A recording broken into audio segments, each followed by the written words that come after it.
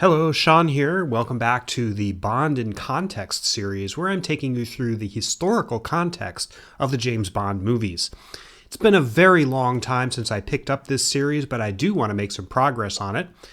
We're on number 19, not counting the introduction, and today's subject is Tomorrow Never Dies, the second Pierce Brosnan film, which came out in December 1997. Now, I've been looking forward to doing this one for a very long time because the history is super interesting. I remember when Tomorrow Never Dies came out. I recall seeing it in the theater over the holiday season in 1997. It was the same time, in fact, same weekend that James Cameron's Titanic came out. I recently rewatched both films. Though it's not relevant to the series, just for grins, here is a picture of me in December 1997. I know I look about 12 here. I was actually 25, if you can believe it. This picture may even have been taken on the exact day that I saw Tomorrow Never Dies. 1997 seems like yesterday to me. Just so you know, if you haven't seen me before, my name's Sean Munger. I'm a historian, author, podcaster, and teacher. In addition to doing a lot of history on this channel, I have a couple of podcasts. Second Decade is a historical show about the 18 teens, the second decade of the 19th century. I'm also the co-host of Green Screen, the environmental movie podcast, and my new show is Age of Confusion, an alternate history show, fiction, that examines an alternate timeline of history from 1963 to 1985. Tomorrow Never Dies is one of those Bond films that's kind of divisive. Some people really enjoy it, others are kind of like, nah. Personally, I like the film very much, despite how much of a mess the production was is often visible on the screen, and there are a lot of things about the picture that really don't work as well as they should. It seems a bit rushed, a bit haphazard, and we'll get to how that got to be. But I think it does have some great moments. I think Michelle Yeoh as Wei Lin is one of the best Bond girls in the whole franchise. She's mesmerizing every time she comes on the screen, and she has significant chemistry with Pierce Brosnan, which is kind of rare. Indeed, in every other of his 4 films, he doesn't really seem to have any genuine spark with any of his leading ladies except for Michelle Yeoh. Possibly Halle Berry, but not so much. Case in point, the other Bond girl from this film, Paris Carver, played by Terry Hatcher, zero chemistry at all. I don't think it's Terry Hatcher's fault. My sister actually knows Terry Hatcher personally and has worked with her. She says she's an incredibly nice person and very, very professional, so I have no doubt that she approached the role with everything she could bring to it, but it just doesn't work. For the record, Tomorrow Never Dies sees Bond facing off against Elliot Carver, played by Jonathan Pryce, a cable TV news and media mogul who's manipulating world powers, particularly China and the UK, to spark a war between them that will supposedly win him big ratings for his new worldwide news network. He does this by monkeying around with the ships of each of these countries in the South China Sea, making each one see the other as the aggressor. Somebody call The Spy Who Loved Me and see if some of their plot is missing. The historical story of Tomorrow Never Dies begins not with this British guy or even with the Irish one who plays him, but with this one. And we absolutely have to start here. Just as the story behind Moonraker had to begin with Margaret Thatcher, this one has to begin with Tony Blair, who was elected Prime Minister of the UK in May 1997. It's easy to forget what a huge sea change Blair's election originally seemed like in Britain. I hope I'm not giving away too much by saying that the saga of Tony Blair, which will be unfolding over the next several videos in this series in the next 5 Bond films, is one of the great tragedies of modern political history. It's somewhat similar to the tragic arc of U.S. President Lyndon Johnson, a great liberal reformer who was undone by the Vietnam War. Substitute Blair for Johnson and replace Vietnam with a 4-letter word that begins with I and ends with Q, and you'll see where this is going. Blair began his career as a backbencher and basically a party hack at the lowest ebb of Britain's Labour Party in 1983, while conservative Margaret Thatcher was dominating the British political scene. Blair went into politics after his career as a rock star didn't work out. I am not making that up. In any event, after rising slowly through the party ranks in the 1980s and early 90s, Blair learned a great deal from his opposite number in the U.S., Bill Clinton, who rebooted the moribund Democratic Party in 1992 by cutting it loose from the dour, paternalistic Mr. Pouty Pants liberal image that it had, particularly during the era of Walter Mondale and Michael Dukakis. Blair did something similar in the Labour Party, positioning it not as a socialist-leaning party of welfare and labor unions, but a forward-looking progressive party that sought to make government work for ordinary people and not, as was perceived by many in the UK in the 1990s, for the fat cats and big corporations. This was called New Labour, and it was a shiny new image that the party wanted to show off going into the 1997 elections.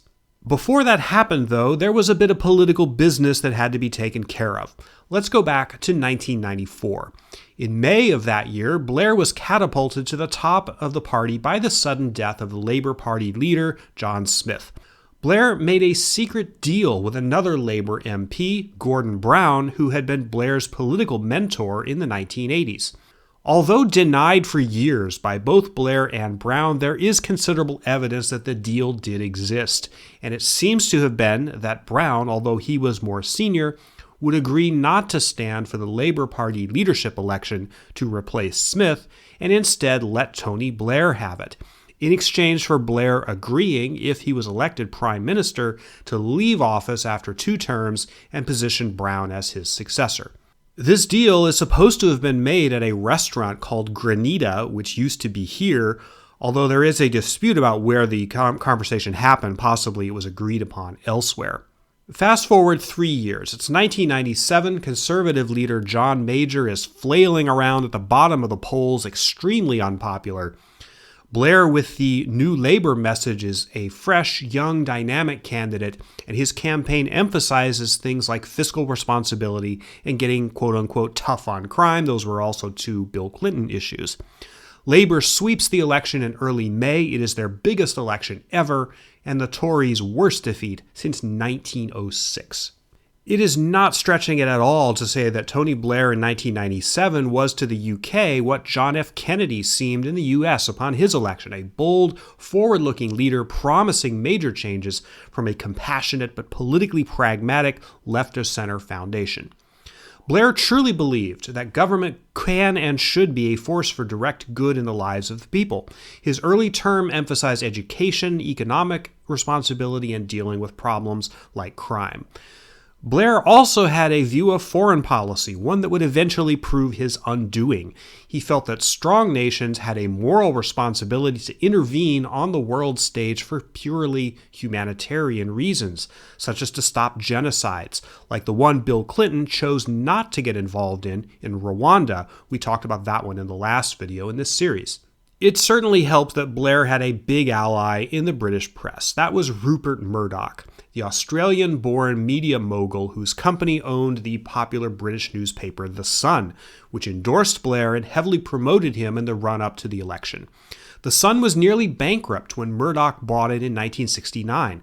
The former editor recalled that Murdoch told him, quote, "I want a tearaway paper with lots of tits in it." This was not Murdoch's first meddling in a British election. He'd previously been allied with Margaret Thatcher, see there she is again, and he put a finger on the scale in the June 1992 general election, where the Sun railed against the Labour Party with its famous headline, "Should Labour win, will the last person to leave Britain please turn out the lights?" 5 years later, Murdoch had changed his tune and was now backing Labour. Once again, the election went his way. In the 1990s, Murdoch gained increasing consolidation over the British media, not just with newspapers, but also his Sky television channel, launched in 1989, originally a failure, but which merged with its biggest competitor, British Satellite Broadcasting, to form B-Sky B, controlled by Murdoch. If Murdoch's backstory sounds familiar to you after watching Tomorrow Never Dies, that is not a coincidence. Murdoch is clearly the major inspiration for the villain of the film, Elliot Carver. The theme of the film is the influence of media, especially electronic media, on world events. Jonathan Pryce as Carver even looks a little bit like Rupert Murdoch. The portrayal is not subtle and was probably not meant to be. Murdoch's influence was not limited to either Australia, where he was from, or the UK. He also had considerable holdings and dealings in American media beginning in the 1970s. Most important for our purposes, bringing us into the era of Tomorrow Never Dies, Murdoch and his entities launched Fox News Channel in 1996. Though it has since dropped the slogan for obvious reasons, Fox News used to market itself as, quote, fair and balanced.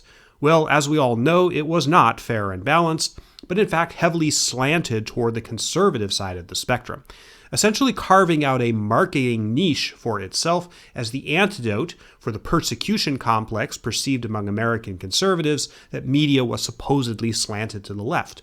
So enough about Rupert Murdoch. Tomorrow Never Dies seizes on some other issues that were topical at the time of its making. For example, Vietnam. The middle portion of the film takes place there, including a spectacular marketplace chase involving a helicopter and a motorcycle with Pierce Brosnan and Michelle Yeoh handcuffed together.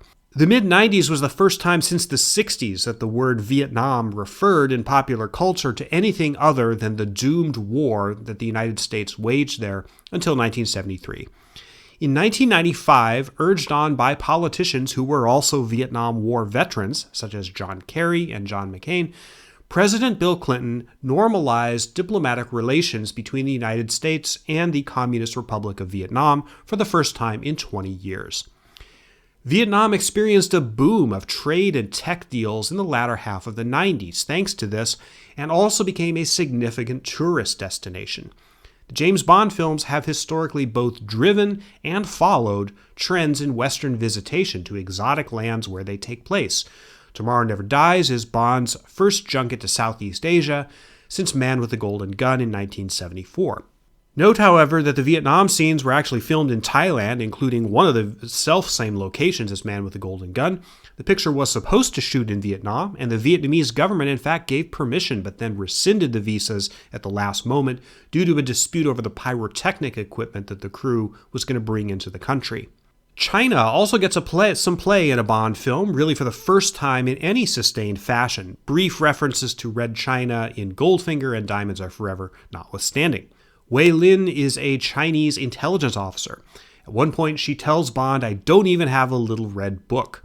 This refers to the ubiquitous little books given to the Red Guards during the Cultural Revolution of the 1960s in China. That book was called Quotations of Chairman Mao. China did indeed change dramatically in the 90s. After a period of repression following the Tiananmen Square massacre of 1989, did I just say Tiananmen Square massacre? Well, so much for monetizing this video. Anyway, after that, China began a new and intensive phase of engagement, particularly economic engagement, with the West. This was the beginning of China's ascendance as a manufacturing and electronics powerhouse. The Chinese leadership in the 90s was eager to lose their previous image of faceless bureaucrats in padded suits who waved little red books around and sent tanks in the streets to run down pro-democracy protesters. Deng Xiaoping, the old Chinese revolutionary who guided the country through the tumultuous years following Mao's death in 1976, himself died in February 1997 while Tomorrow Never Dies was in production.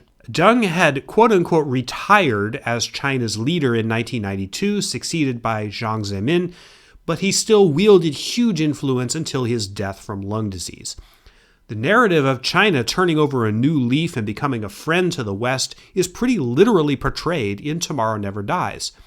The story deals with Britain and China being geopolitical adversaries pitted against each other by Elliot Carver's media manipulations, but a spirit of cooperation emerges as Bond and Wei Lin work together to defeat him. Of course, the biggest item on the list of British-Chinese relations in 1997, and the elephant in the room as far as this video is concerned, is the return of Hong Kong to China, which occurred on July 1st, 1997, during the production of this film. Britain had gained rights to Hong Kong following the imperialist Opium Wars in the 1840s, and then cemented it with a quote-unquote lease for the colony of Hong Kong signed in 1898 with a 99-year term. That's why the date 1997 was significant. As the British Empire collapsed following World War II, Britain clung to this last little piece of imperialism.